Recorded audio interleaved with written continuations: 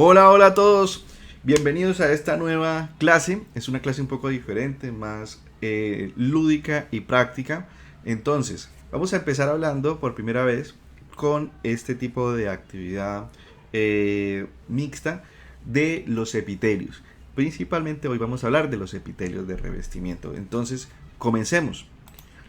En cuanto a los epitelios de revestimiento, tenemos como definición que un epitelio de revestimiento es un tejido compuesto por células adyacentes sin sustancia intercelular que las separen. Este es un dato importante para los tejidos epiteliales de revestimiento, las cuales van a recubrir las superficies externas del cuerpo y revestir las cavidades internas. Ojo con eso. ¿Qué tenemos que tener en cuenta o qué criterios son específicos para decir esto es un epitelio cuando lo veamos o cuando nos hablen de él? Primero, no puede tener, como dice aquí en la primera parte, vasos, o sea, es avascular. Lo segundo, polaridad. Tienen que tener una zona apical que va a dar a la luz y una zona basal que va a estar junto o pegado a la membrana, o sea, hacia la zona del tejido conectivo. 3. Tiene que tener una membrana basal. La membrana basal es fundamental. ¿Por qué? Porque es lo que permite mantener unido al epitelio y al tejido conectivo. En algunas enfermedades huérfanas, las lesiones o la debilidad en las membranas basales hacen que el epitelio salga, se pierda, salga volando literalmente y tengamos problemas porque vamos a tener el cuerpo expuesto, los tejidos conectivos expuestos a la intemperie externa de la parte ambiente o en la parte interna de las cavidades del cuerpo humano. 4. Cohesión. ¿Qué quiere decir con cohesión? Quiere decir que las células, no hay espacios entre cada una de las células, están muy compactas. Esa es también una característica importante. Esto impide que haya un flujo o un tránsito libre de sustancias, por lo tanto es protector, es de revestimiento. Y la última, la quinta, es regeneración o renovación. Esto es clave. Necesitan hacer procesos de mitosis o regeneración y renovación. Tienen que haber células madre en las capas basales de los epitelios de revestimiento, porque como estos son de alto recambio, es un tejido de alto recambio, es un tejido básico muy importante, con unos solos minutos ya han perdido ustedes parte de su epitelio y pues prácticamente quedan expuestos. Entonces un epitelio tiene que tener, los de revestimiento, una capacidad alta de regeneración y de renovación. ¿Cómo los clasificamos? Bueno, esto hay que ser claros. La primera clasificación que tenemos ver, la vemos acá, vamos a ampliarle un poco, es la clasificación de tipo fisiológica. Tenemos, por un lado, aquellos que son de revestimiento, que son los que estamos viendo el día de hoy, que son los que revisten las superficies externas y recubren las cavidades internas. En el segundo caso, tenemos los glandulares o de secreción. Hay de tres tipos. Exocrinos, cuando ellos, su secreción, su producto, lo sacan a través de la luz, o sea, va hacia la luz. Por ejemplo, las glándulas sudoríparas lo envían hacia la superficie de la piel, hacia la luz. Las glándulas que son exocrinas del estómago, gástricas, lo sacan hacia la luz, o sea, hacia el espacio interno donde está el ácido y todos los alimentos. Las endocrinas, por otra parte, se caracterizan por, uno, no tener conducto excretor, por lo tanto, su producto no sale a la luz, sale a los vasos sanguíneos y es por donde se distribuye. Y ese producto, o sea, esas secreciones producidas por las glándulas endocrinas se conocen como hormonas. Ojo con ese dato para la clínica. En cuanto a las mixtas, tenemos algunas glándulas, por ejemplo el páncreas, que tiene zonas endocrinas, ¿sí?, que es conocidas como islotes de Langerhans, y zonas exocrinas, que son por ejemplo los acinos serosos, con todos sus conductos, y esa es, por eso se llama mixta, tiene las dos capacidades. ¿Claros? En cuanto a lo que tiene que ver con tejidos epiteliales de revestimiento, ya propiamente hablando del tema, hablamos que se clasifican primero por estratos. ¿Qué quiere decir por estratos? Unos son aquellos que son simples, ¿sí? ¿Qué quiere decir? Que su epitelio solo tiene una capa de células, una sola linecita. Voy a ampliar un poco más esta imagen. Por ejemplo, el de arriba, ustedes ven ahí, que es una sola capa, es simple, eso es de un vaso sanguíneo, un endotelio, es un ejemplo.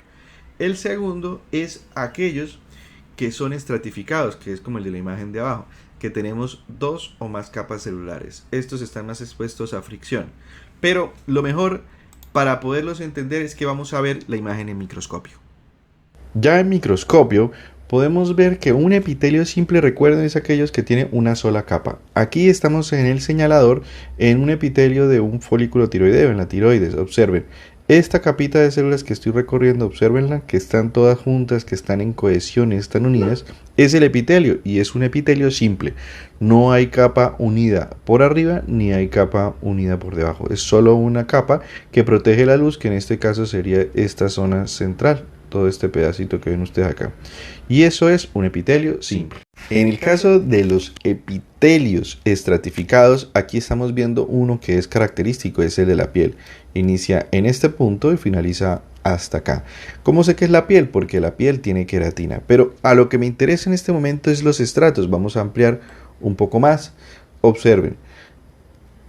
A diferencia del epitelio anterior que era simple, los estratificados, miren, por ejemplo, este comienza acá y encima tiene puras capas celulares en cohesión, una tras de otra.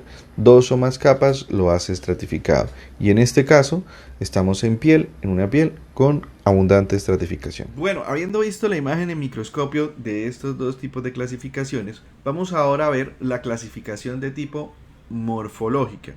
Esta es una gráfica muy sencilla, hay tres tipos: las células planas o escamosas, las células cúbicas y las últimas, las cilíndricas. Pero vamos a ver una por una. En primer lugar tenemos a las células planas o escamosas, ¿sí? Son células que son más anchas que altas, pero antes de continuar, quiero que ustedes tengan claro, porque cuando tenemos estratos, la pregunta es, ¿qué células o qué estrato es el que me dice la característica morfológica? ¿Sí? O sea, ¿qué me va a decir cuál? Porque vamos a tener distintos estratos, como ustedes ven en esta imagen, tienen células de distintas formas, ¿sí? Hay unas que son cúbicas, otras parecen cilíndricas, otras parecen aplanadas, pero ¿cuál de todas esas capas me permiten? Pues es la última capa. Esta capita de arriba, la última, la que está hacia la zona blanca, hacia la luz, es la que les va a decir a ustedes la morfología. Entonces, no importa el epitelio, siempre busquen, cuando son estratificados, la última capa. En los simples, que es una sola capita, pues ustedes simplemente mantienen la forma de esa única capa. Entonces, en los planos escamosos, tenemos que las células que están en la parte de arriba, ahí tenemos una célula marcada en la superficie.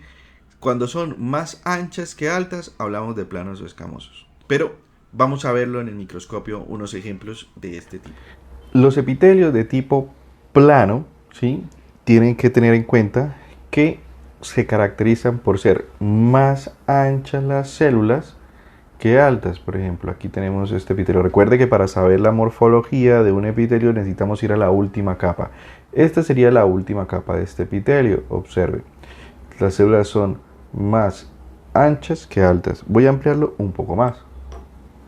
Entonces, si lo amplío un poco más y vamos para acá, observen, estas células son más anchas que altas, esta es que está aquí. Entonces, por eso tiene el nombre de plano. Voy a regresar un momento. Además de eso, vamos a encontrar que específicamente en este epitelio es un epitelio de qué tipo, estratificado o simple. Exacto, estratificado.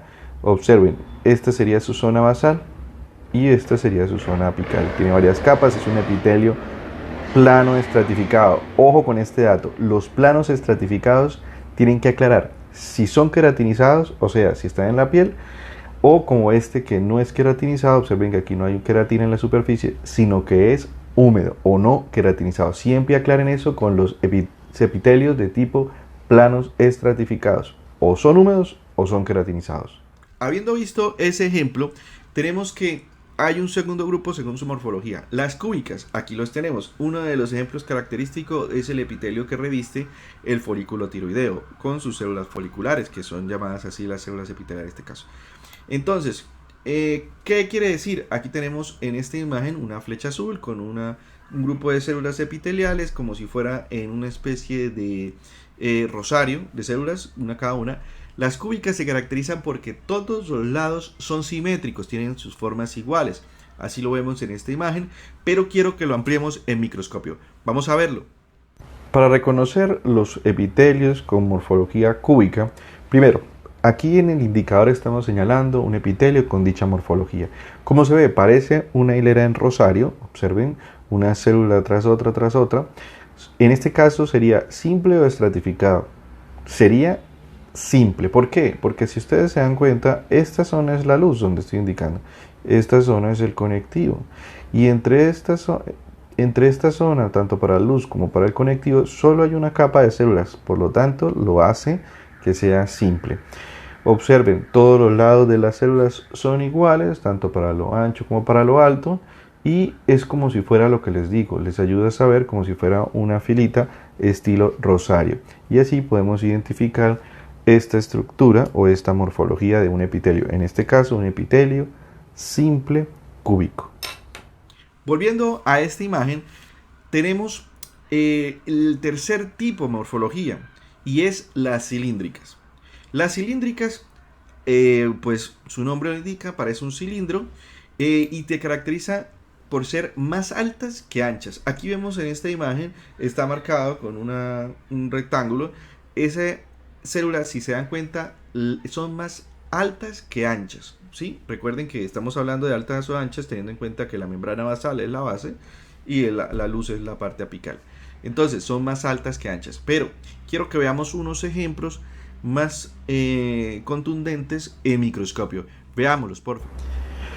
En cuanto a los epitelios que tienen morfología cilíndrica, observamos aquí en el indicador estoy señalando un epitelio que es cilíndrico simple, o sea, solo es una capa de células epiteliales y si se dan cuenta los núcleos de esas células, están todos a la misma altura, si ustedes se dan cuenta todos mantienen su misma altura y además son más altos que anchos. Otra cosa llamativa es justo donde está el señalador en la superficie a la luz. Observen que se ve como una línea que resalta, una pequeña lineecita. Si ustedes se dan cuenta, esa pequeña lineecita, voy a ver si la puedo ampliar aún más.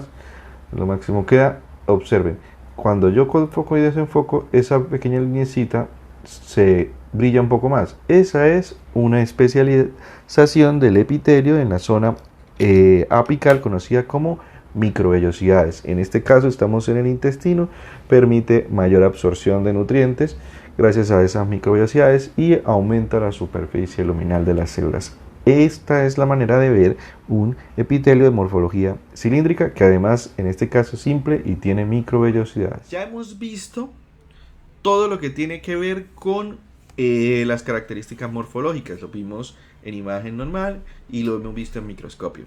Ahora, resulta que hay dos tipos de epitelios que son especiales, ¿sí? Por eso lo llaman clasificación especial. Estos especializados son de dos tipos. El primero es el que ustedes ven en la imagen de arriba. Ese es el epitelio pseudoestratificado. ¿Qué quiere decir eso? Que tiene falsos estratos. Ahorita vamos a ver por qué. Y el segundo es el de la imagen de abajo, derecha, es el epitelio de tipo transicional, pero que realmente su nombre más adecuado es urotelio. Y ya les voy a decir por qué. Vamos entonces a la siguiente imagen.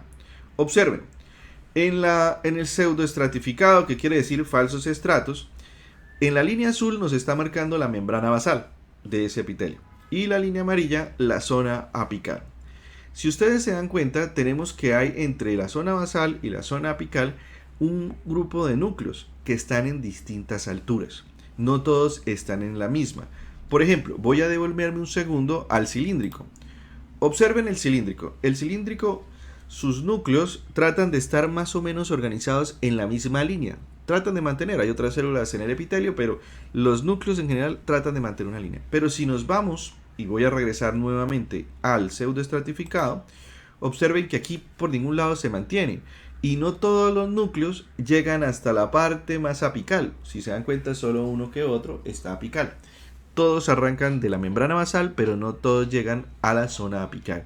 Esa es la característica definitoria teórica de un pseudoestratificado, un tejido especial de revestimiento tipo pseudoestratificado.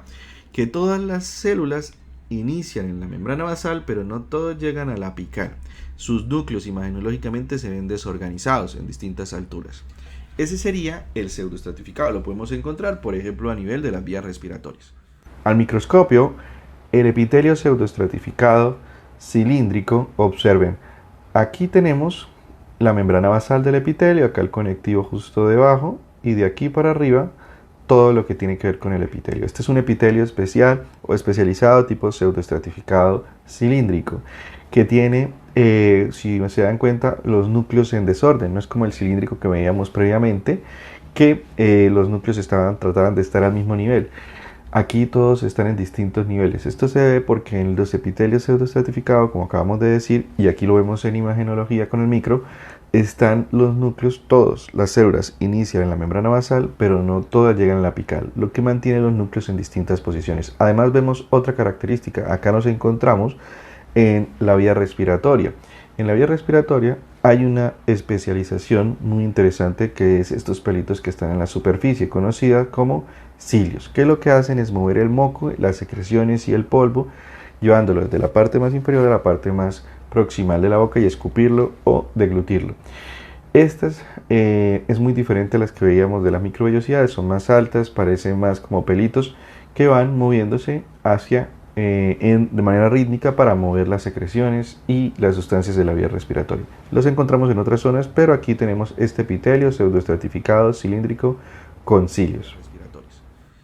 Otro que es bastante interesante es el conocido como epitelio de tipo transicional. Realmente el nombre transicional no está bien dicho.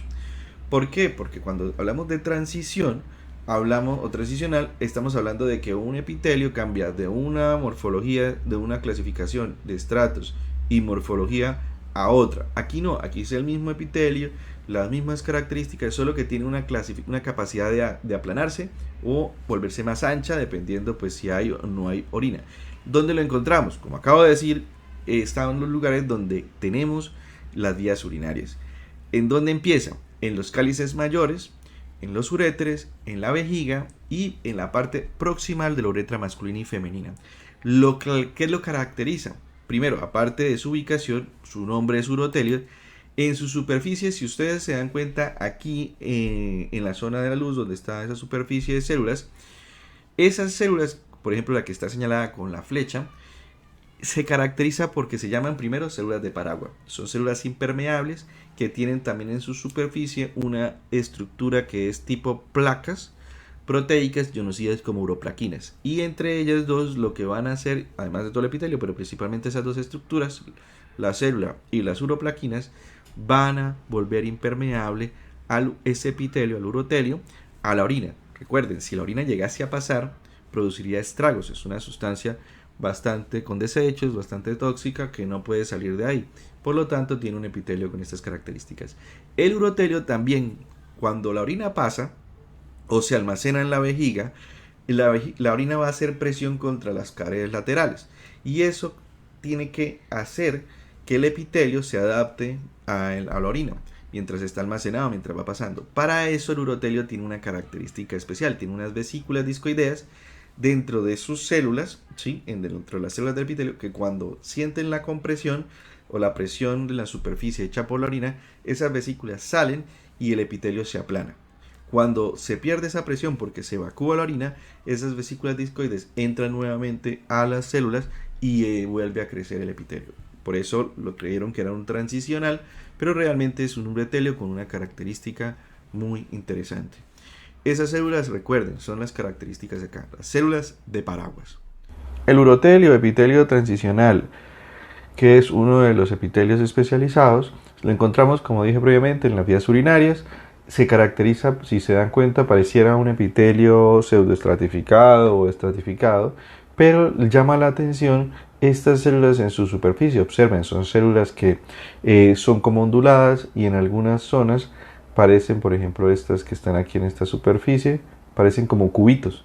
Esas son las células de Paragua, que en su superficie, aquí no la podemos ver, necesitaríamos inmunistoquímica, tienen unas placas proteicas llamadas uroplaquinas y son las que permiten mantener impermeabilizado todo este epitelio. Observen, aquí tenemos más células de paraguas, ¿sí? Aquí las tenemos, observen, parecen como si fueran nubecitas en la superficie, y este es el famoso urotelio. Tenemos las especializaciones de la región apical. En cuanto a las especializaciones de la región apical, tenemos que, primero, está esta, que son conocidas como microvellosidades o borde en cepillo. Observen que es una linecita, es muy interesante, son muy bonitas y se caracterizan, como toda especialización, son evaginaciones citoplasmáticas. ¿Qué quiere decir eso? Que la parte superficial de las células que están en la porción apical, su citoplasma va a empezar a modificarse en ciertas zonas del cuerpo, produciendo unas estructuras llamadas especializaciones epiteliales para mejorar las capacidades de ese epitelio. En este caso, las microvellosidades, por ejemplo, las encontramos en intestino delgado, se caracteriza porque permite aumentar la superficie luminal. ¿Qué quiere decir eso? Si estamos, por ejemplo, en un intestino, mejoramos la superficie, o sea que podemos captar, por ejemplo, el intestino delgado, que es donde se absorben más nutrientes, podemos tener más superficie para captar esos nutrientes. Y la principal función de estas estructuras, de estas microvellosidades, que también le llaman borde en cepillo, chapa estriada, es la absorción. Ojo, no solo se encuentran acá, pero sí en varias partes. Y la lesión de estas microvellosidades pues va a producir problemas en absorción y puede producir diarreas. Es una consecuencia de una patología, depende del origen. La segunda característica son los estereocilios, que son básicamente microvellosidades inmóviles de longitud extraordinaria. Como ven ustedes ahí en la flecha azul, son comparadas con las anteriores. Voy a regresar un momento, pongan atención a esa imagen que es súper importante. Observen que estas son alticas, pero son como un bordecito, como un borde en cepillo, que tiene el cepillo. Los estereocilios, en cambio, si se dan cuenta, parecen como mechones triangulares, como piramidales. Son altos. Su característica, ojo, son inmóviles, son muy largos y su función es igual que la anterior, es aumentar la superficie.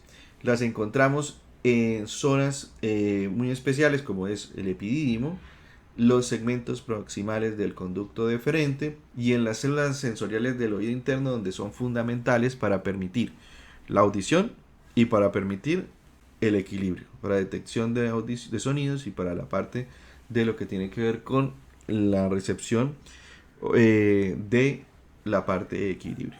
Eso es muy importante. Estas son los estereocilios. Otra de las características que ustedes van a ver, otra de las especialidades, es la siguiente. Son los cilios, son los más llamativos, los encontramos en las vías respiratorias. Voy a ampliar un poco la imagen. Así como vemos en esta imagen, en la flecha azul, son todos esos vellitos, son diferentes a los anteriores, no se ven como mechones, como los estereocilios largos, no se ven como las microvellosidades, que son muy pequeñitas. Los estereocilios se ven como si fueran pelitos, ¿sí? Por ejemplo, un osito de felpa, que están a veces en posición como si se estuvieran moviendo en el viento. Claro, es algo de impresión visual, subjetiva, pero así es como ustedes lo van a ver, así como en esta imagen. ¿Qué caracteriza? Estos son móviles, ¿sí? Son estructuras móviles. Su función es la de movilizar. ¿Dónde, por ejemplo, las encontramos? En las vías respiratorias, ¿sí? A nivel de tráquea, bronquios, vías nasales. Aquí los encontramos. ¿Listo? ¿Por qué? Junto con otras células, por ejemplo, conocidas como las caliciformes, que secretan un moco, esos cilios son importantes porque van barriendo desde la parte más distal hasta la parte más proximal, lo que tiene que ver con el moco, el polen, la basurita que entra en la parte respiratoria. Entonces ella, lo que causa en los cilios es cogen y de todo ese moco y esa suciedad lo limpia y lo lleva hasta la parte que podamos nosotros hacia expectorarlo, ya sea que lo tosamos o que lo deglutamos. O sea, básicamente lo saca a través de la epiglotis, lo expulsa de las vías respiratorias y ya sea que salga al cuerpo directamente por un escupitajo, valga, perdón la frase, y o de manera interna que se vaya hacia el sistema digestivo. Esas serían las características de los epitelios de revestimiento a grandes rasgos. Espero que les guste. Si les interesa ver más videos como este, síganos en nuestro canal, ya sea en YouTube o ya sea en Instagram. Tengan un buen día.